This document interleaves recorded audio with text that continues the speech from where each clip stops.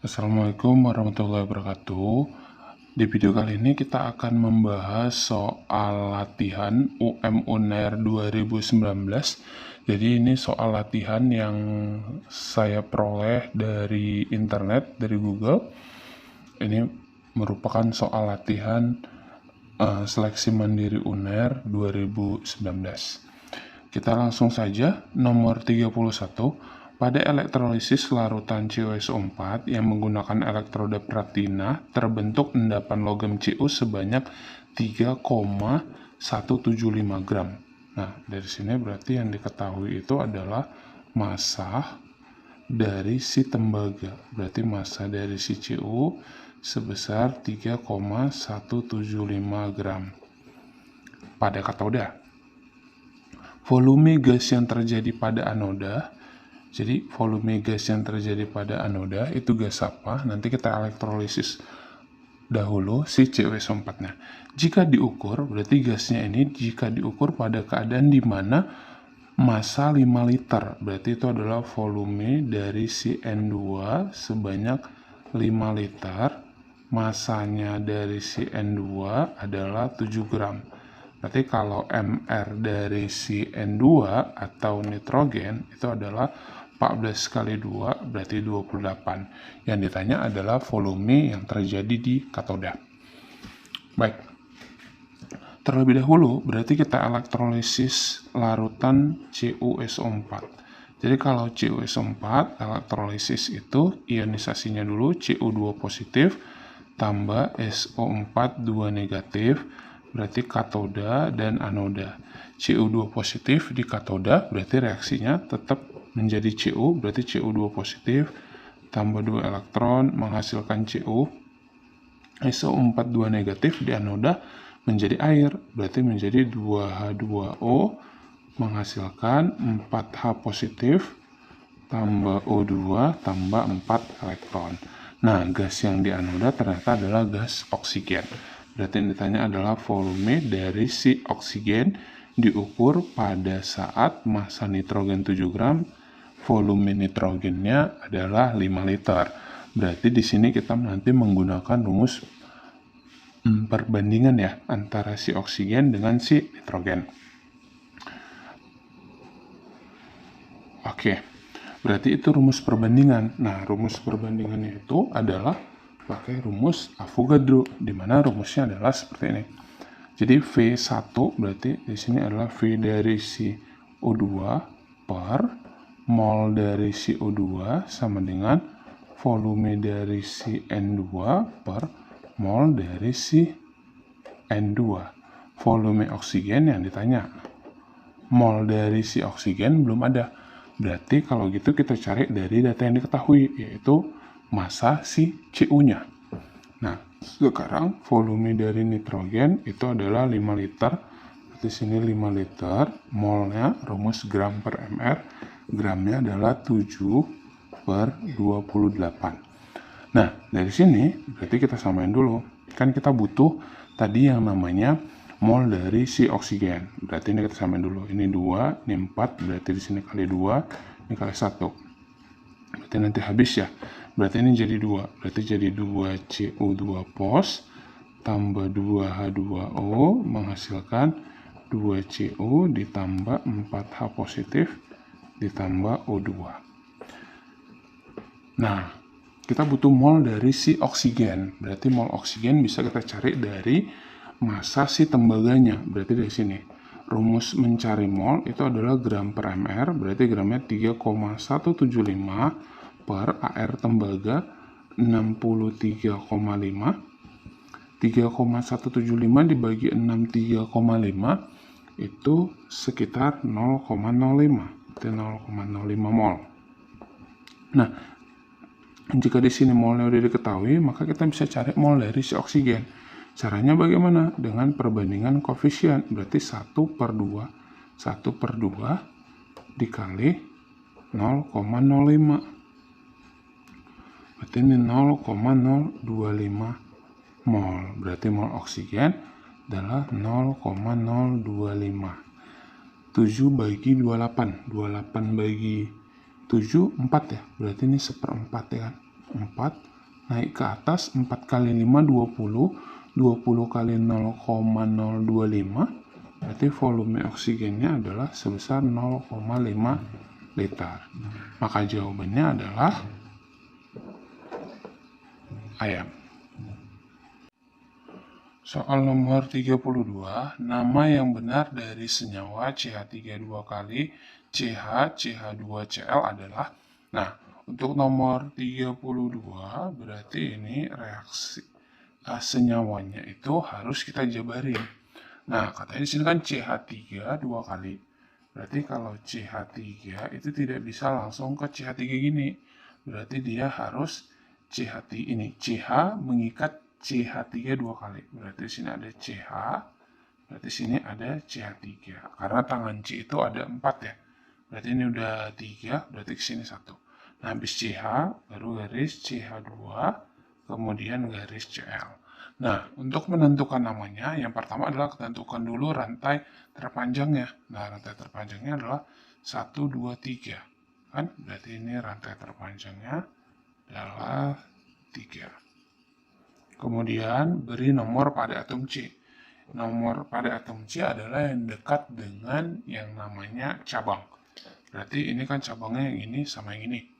Berarti di sini 1, 2 jumpa cabang. 1 sudah jumpa cabang. Berarti nomornya dari kanan 1, 2, 3. Kemudian 1 kloro. Karena Cl-nya nomor 1. Berarti 1 kloro. 1, 2. Ini metil. Berarti 2 metil. 1, 2, 3. Kalau 3 berarti propana. Sehingga jawabannya adalah dodol. Soal berikutnya adalah soal nomor 33. Jika kelarutan besi 2 hidroksida dalam air sebesar S, maka nilai KSP senyawa tersebut adalah. Nah, untuk soal nomor 33, katanya adalah kelarutan besi 2 hidroksida. Besi 2 hidroksida itu adalah FeOH 2 kali. Kelarutannya atau S-nya itu sebesar S, molaritas. Yang ditanya adalah KSP-nya. Berarti dari sini FeOH3 2 kalinya kita ionisasi. Berarti ionisasi menjadi Fe2+ ditambah 2OH-.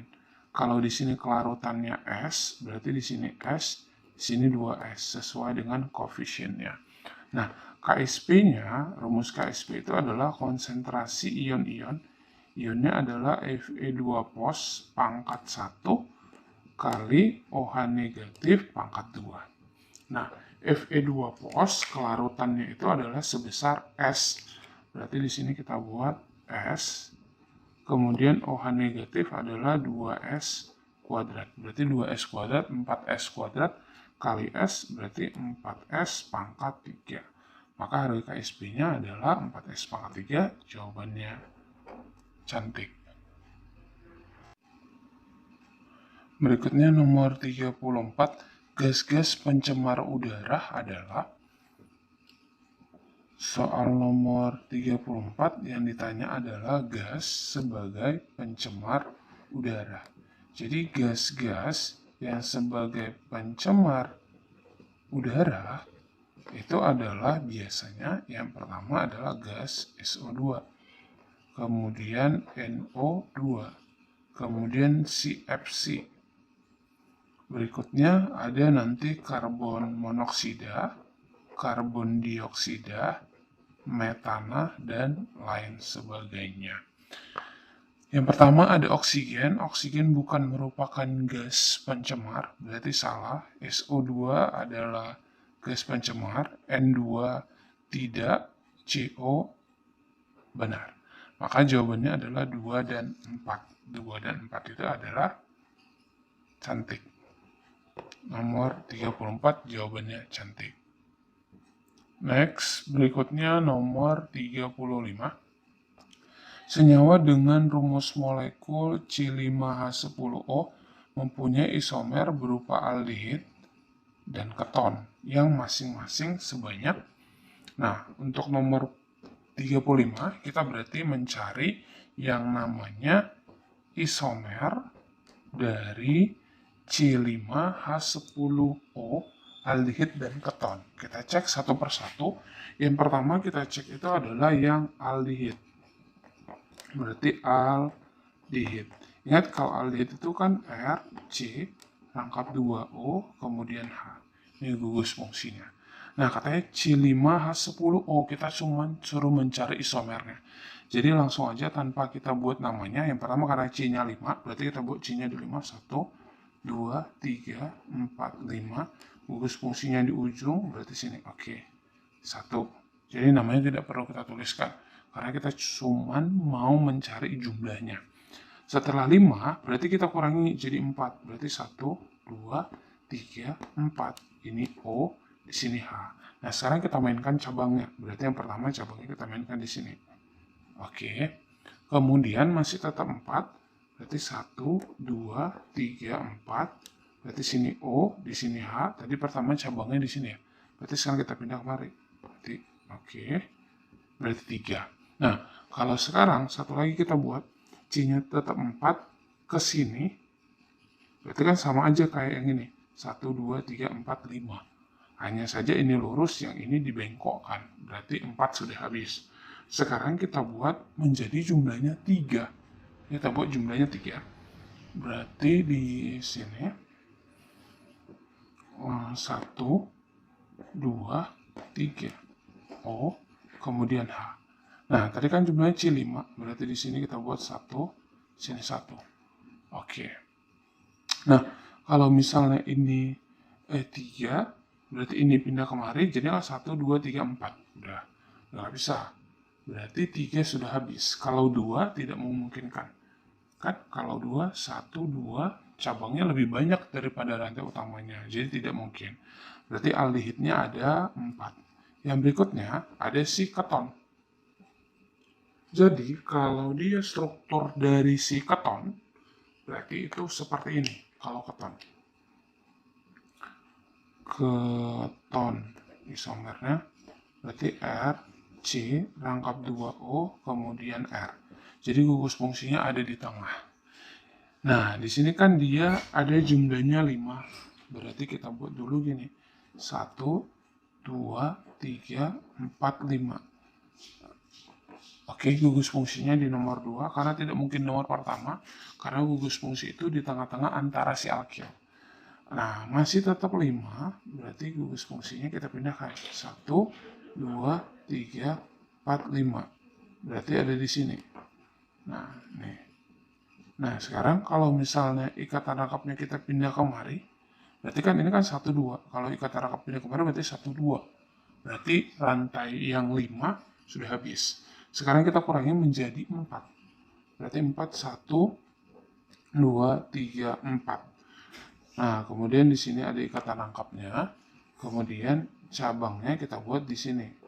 Kalau di sini kita buat, ingat jumlah C ada 4. 1, 2, 3, 4. Jadi kalau di sini kita buat satu lagi menjadi 5. Berarti tidak bisa.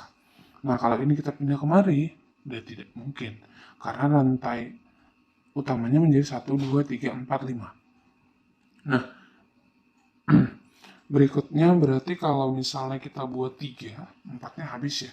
Berarti kalau misalnya kita buatnya 3, 1, 2, 3, ini gugus fungsinya.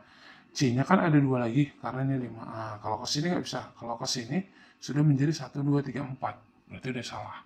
Kalau misalnya ke sini juga udah salah ya. Berarti yang 3 sudah nggak ada. Berarti 1, 2, 3. Maka aldehidnya berjumlah 4, ketonnya berjumlah 3. Sehingga jawabannya adalah ayam.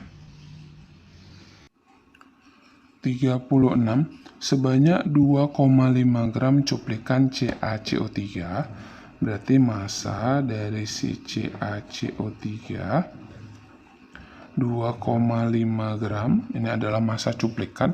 Cuplikan itu sama dengan massa total atau massa kotor. Direaksikan dengan asam klorida encer berlebih menurut reaksi. Ini persamaan reaksinya.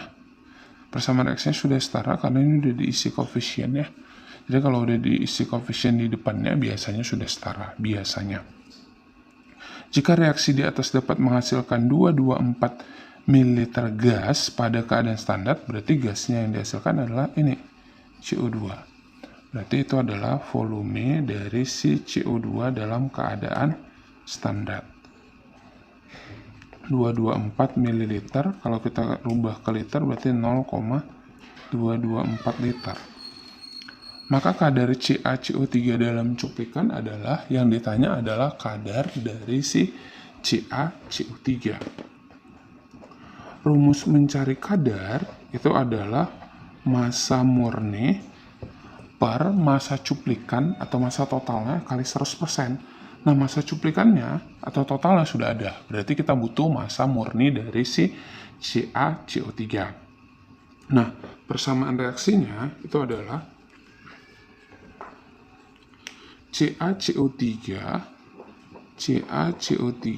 ditambah 2HCl menghasilkan CaCl2 ditambah H2O ditambah CO2. Kita butuh massa CaCO3. Rumus mencari massa adalah mol kali mR. Berarti kita butuh mol CaCO3. Molnya bisa kita cari dari yang diketahui, yaitu volume CO2. Apa rumus mencari molnya? Berarti rumus mencari molnya adalah VSTP per 22,4. Berarti di sini 0,224 per 22,4. Berarti ini sekitar 10 pangkat minus 2 atau 0,01 mol.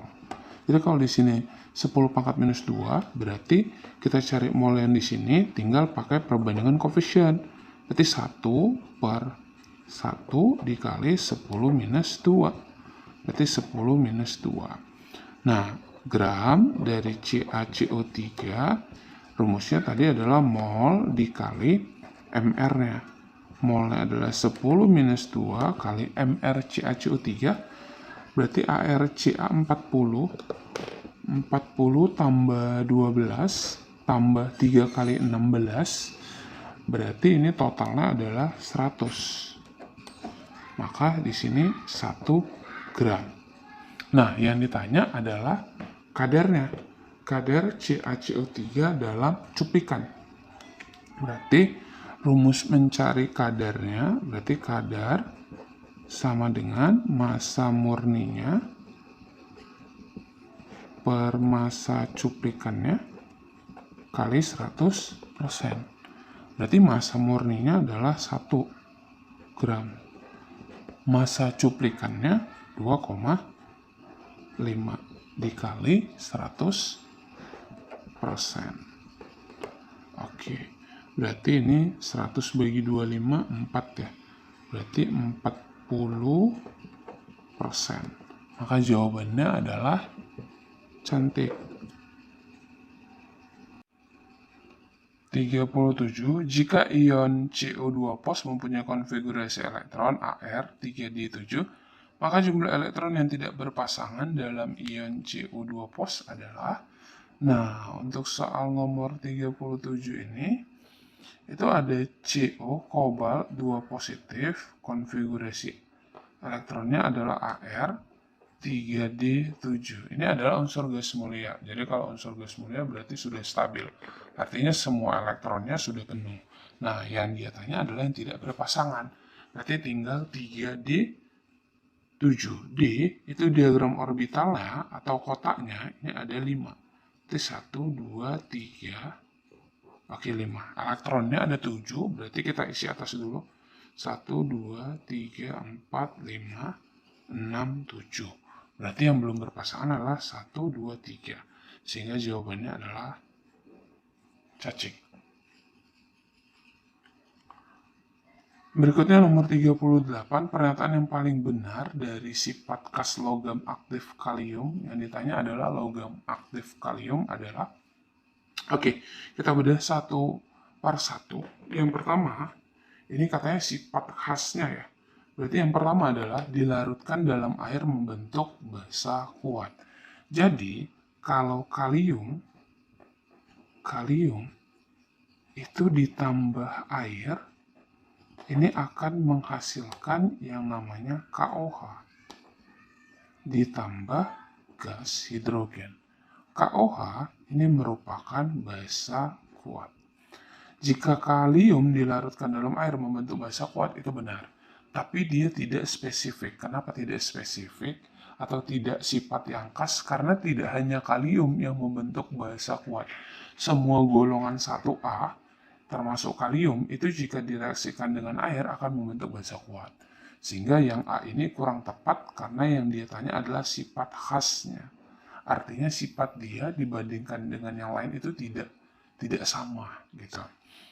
Merupakan reduktor kuat. Oke, kalau reduktor kuat dalam sistem periodik unsur, reduktor kuat itu adalah golongan 1A. Jadi golongan 1A. Nah, kalium itu golongan 1A, berarti reduktornya kuat. Tapi dibandingkan dengan unsur golongan 1 lainnya, yang lebih kuat itu adalah sebenarnya si CS, cesium. Nah, kalau dia bilang kalium merupakan reduktor kuat, itu benar. Tapi dia tidak spesifik. Ya kan? Tidak sifat khasnya. Karena golongan 1A yang lainnya juga merupakan reduktor kuat. Kemudian yang berikutnya adalah mempunyai nomor atom ganjil. Jadi kalau kalium itu kan K, ini nomor atomnya 19. Nah, golongan 1A yang lainnya juga itu sama-sama ganjil seperti Na, ada 11 gitu. Oke, jadi itu tidak sifat khas dari si natrium. Kemudian bila dibakar menghasilkan warna ungu.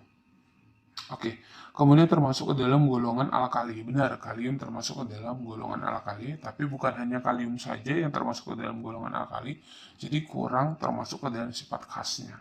Nah, jawabannya adalah yang dodol. Bila dibakar akan menghasilkan warna ungu. Jadi sifat golongan 1A yang lain yang hanya berwarna ungu itu adalah kalium.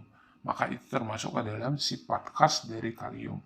Sehingga jawabannya dodol. Oke, demikian video kita kali ini. Semoga bermanfaat. Jangan lupa di like dan share ke temannya yang lain. Terima kasih, tetap semangat.